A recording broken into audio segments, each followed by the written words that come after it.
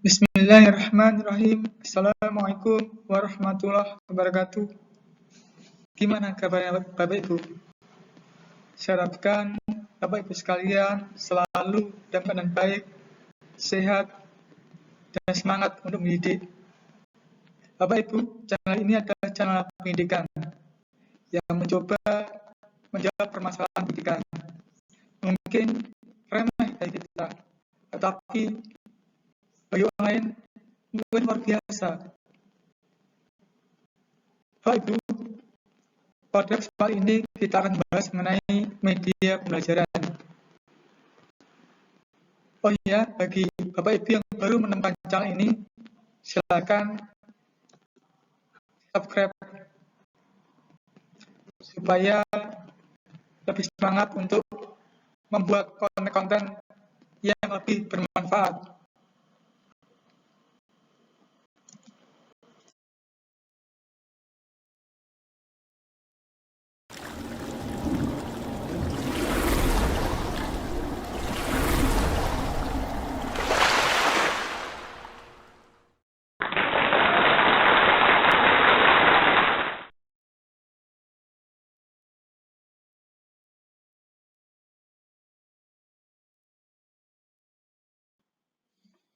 Indikator pencapaian kompetensi. Yang pertama, menjelaskan pengertian media pembelajaran. Yang kedua, ciri-ciri media pembelajaran. Ketiga, manfaat dan fungsi media pembelajaran. Yang keempat, strategi mengintegrasikan media pembelajaran dan sumber belajar ke dalam pembelajaran. Yang kelima, soal-soal.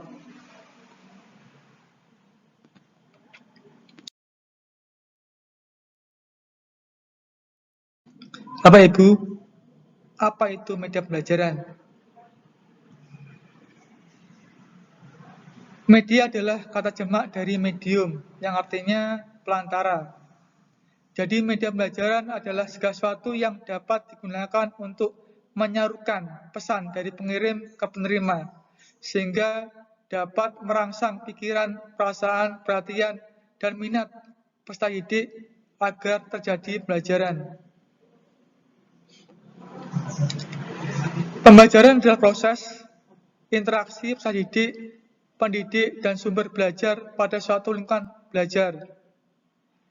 Pembelajaran merupakan bantuan yang diberikan pendidik agar dapat terjadi proses perolehan ilmu dan pengetahuan, penguasaan kemahirian, dan pembentukan sikap serta kepercayaan pada peserta didik. Dengan kata lain, pembelajaran adalah proses untuk membantu peserta didik agar dapat belajar dengan baik.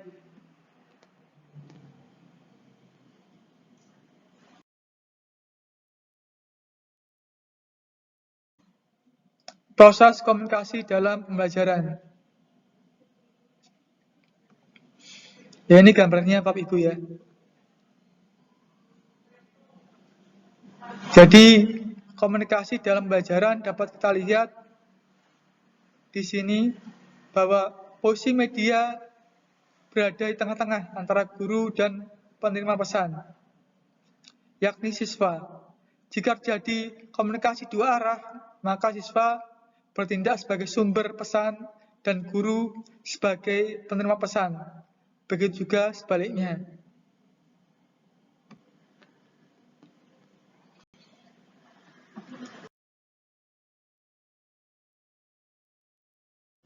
Ciri-ciri media pembelajaran. Pertama, ciri fiksatif atau fixative property. Ciri ini menggambarkan kemampuan media pembelajaran untuk merekam, menyimpan, menampilkan, dan mengkonstruksi suatu peristiwa atau objek. Media pembelajaran dengan ciri tersebut dapat dikembangkan seperti foto, program video, program audio, program multimedia, file, presentasi komputer, dan sebagainya. Jadi ciri fiksatif, kata kuncinya adalah kemampuan media untuk merekam, menyimpan, menampilkan, dan mengkonstruksi. atau membangun. Ini manipulatif atau manipulatif properti, suatu kejadian yang memerlukan waktu panjang dalam kurung produksi berhari-hari dapat disajikan pada peserta didik dalam waktu 2 atau 3 menit dengan teknik pengambilan gambar atau time-lapse recording. Jadi misalnya proses metamorfosis kupu-kupu, kemudian proses larva menjadi kepompong, kemudian menjadi kupu-kupu dapat dipercepat dengan teknik rekaman fotografer. Di samping itu juga dapat memperlambat penayangan kembali hasil rekaman video. Teori distributif atau distributive property. Dari media memungkinkan suatu objek atau kejadian ini ditransformasikan atau didistribusikan melalui ruang, dan secara bersamaan kejadian tersebut disajikan kepada peserta didik dengan stimulus pengalaman yang relatif sama mengenai kejadian itu.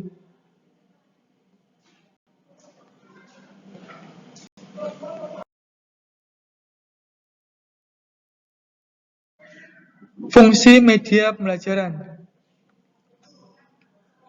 Yang pertama, media pembelajaran sebagai alat bantu dalam pembelajaran.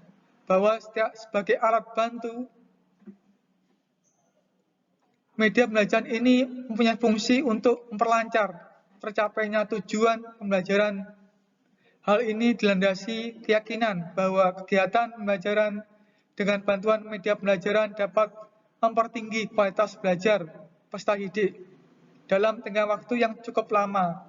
Jadi itu berarti bahwa pengalaman belajar peserta didik dengan bantuan media pembelajaran akan menghasilkan proses dan hasil belajar yang lebih baik daripada tanpa bantuan media pembelajaran. Media pembelajaran ini sebagai sumber belajar. Sumber belajar itu adalah segala sesuatu yang dapat dipergunakan sebagai bahan pembelajaran untuk belajar peserta didik. Media pengajaran ini sebagai salah satu sumber belajar karena dapat membantu guru dalam mempermudah tercapainya pemahaman peserta didik terhadap materi ajar serta dapat memperkaya wawasan peserta didik.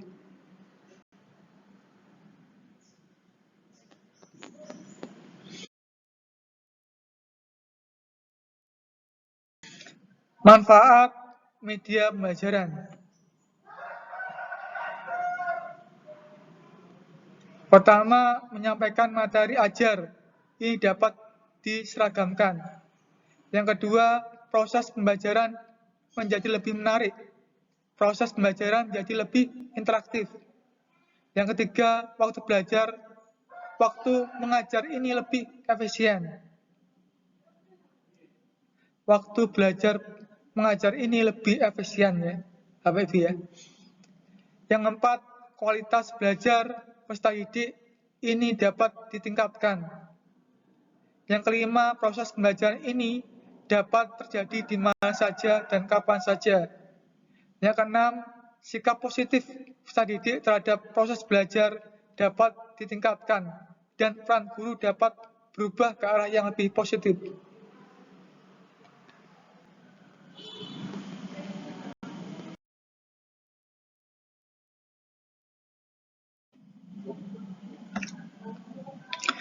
Klasifikasi media pembelajaran.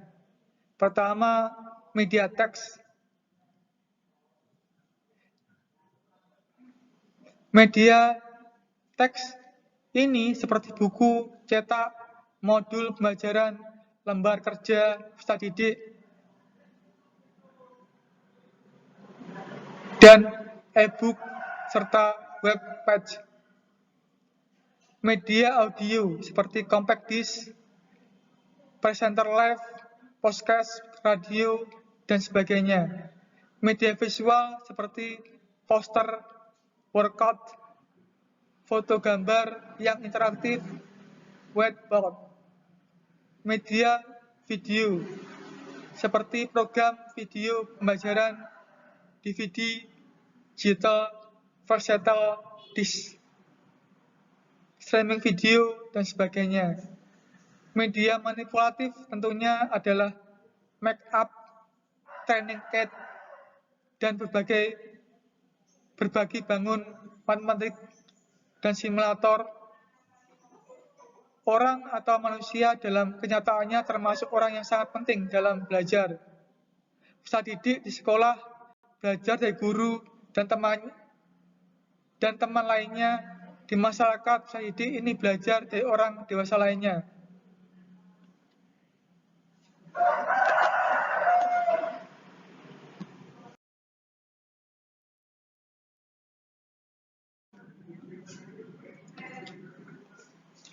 Faktor-faktor yang mengaruhi pemilihan media pembelajaran. Yang pertama, tujuan pembelajaran yang ingin dicapai. Yang kedua, karakteristik peserta didik. Yang ketiga, bagaimana karakteristik media yang akan dimanfaatkan. Yang keempat, jenis rangsangan belajar yang diinginkan. Yang kelima, ketersediaan sumber setempat. Yang keenam, efektivitas biaya dalam jangka waktu yang panjang.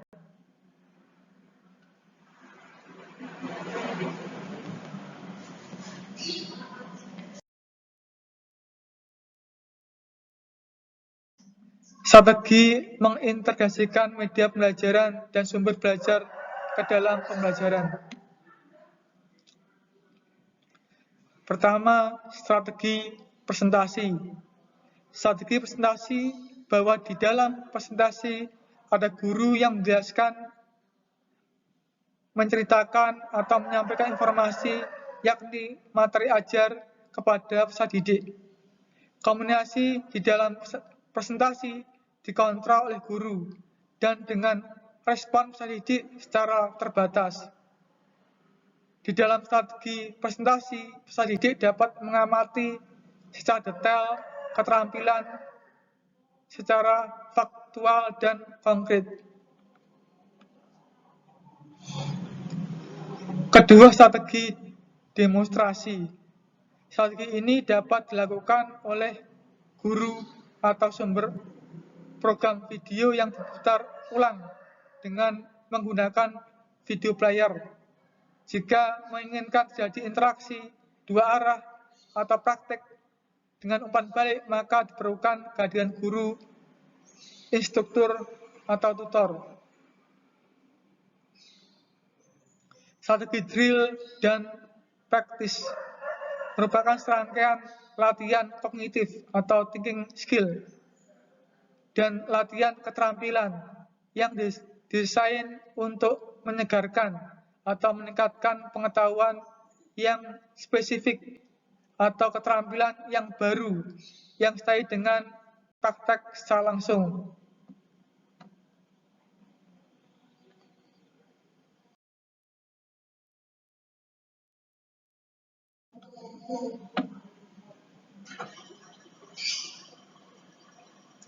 Strategi tutorial untuk membantu anak didik kita yang mengalami kesulitan dalam belajar. Strategi tutorial biasanya dilakukan tatap muka dengan anak didik secara individual dan sering digunakan untuk keterampilan dasar seperti membaca dan menghitung. Strategi diskusi ini merupakan aktivitas belajar yang berisi pertukaran ide, gagasan, dan opini antara peserta didik dengan guru. Diskusi ini dapat digunakan di setiap pembelajaran dalam kelompok kecil maupun besar.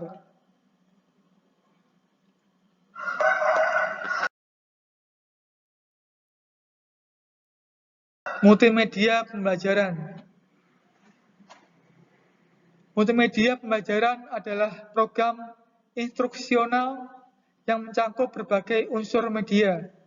Di dalam media itu ada gambar, teks, ada suara, ada video, dan ada animasi yang terintegrasi dalam instruksi program sistem komputer, namun media pembelajaran interaktif ini adalah suatu multimedia pembelajaran yang dilengkapi dengan alat pengontrol sistem komputer yang dapat dioperasikan oleh peserta didik, sehingga peserta didik dapat memilih apa yang dikehendakinya untuk proses belajar. Contoh kelas 3, mapel memetika. Jika kita klik yang di tombol ini, maka nanti ada gambar dan teks, kemudian ada video yang muncul, dan ada beberapa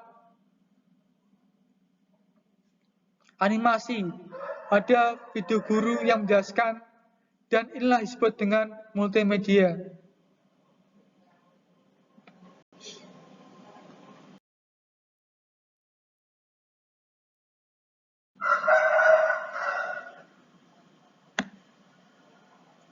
Ya, soal-soal ya, Bapak Ibu. Satu media pembelajaran yang sering kita gunakan dalam pembelajaran adalah IKPD atau Lembar Kerja Peserta Didik.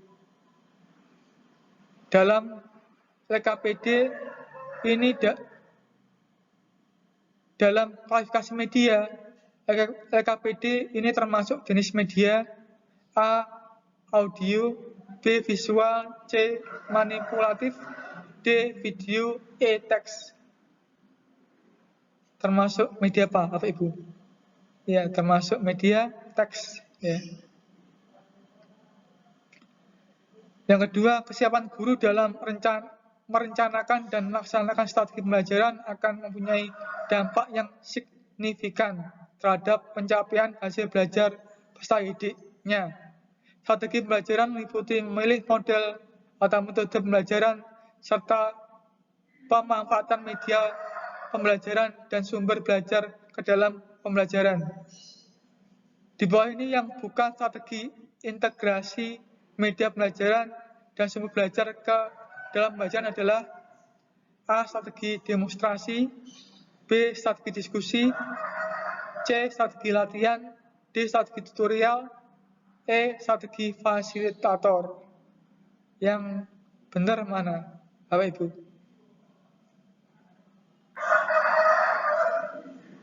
Ya, yang bukan kan? Nah, yang bukan adalah ya strategi fasilitator. Mungkin itu saja yang bisa saya sampaikan. Syafiri, Taufik, Wadayah. Wassalamualaikum warahmatullahi wabarakatuh.